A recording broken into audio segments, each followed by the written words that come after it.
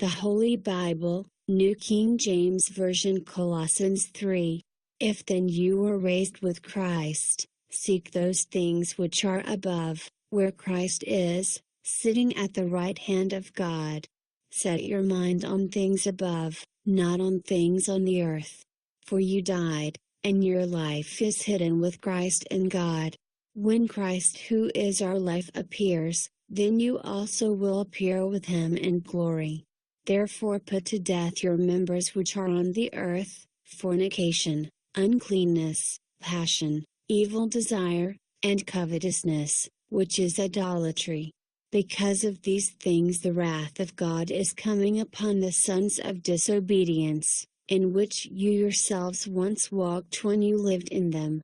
But now you yourselves are to put off all these: anger, wrath, malice, blasphemy, filthy language out of your mouth.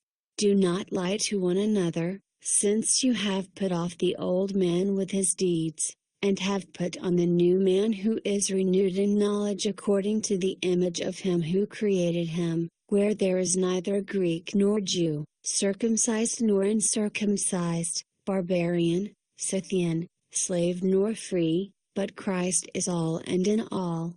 Therefore, as the elect of God, holy and beloved, put on tender mercies, kindness, humility, meekness, long-suffering, bearing with one another, and forgiving one another, if anyone has a complaint against another, even as Christ forgave you, so you also must do. But above all these things put on love, which is the bond of perfection. And let the peace of God rule in your hearts, to which also you were called in one body, and be thankful. Let the word of Christ dwell in you richly in all wisdom, teaching and admonishing one another in psalms and hymns and spiritual songs, singing with grace in your hearts to the Lord. And whatever you do in word or deed, do all in the name of the Lord Jesus, giving thanks to God the Father through him. Wives, submit to your own husbands, as is fitting in the Lord. Husbands, love your wives and do not be bitter toward them.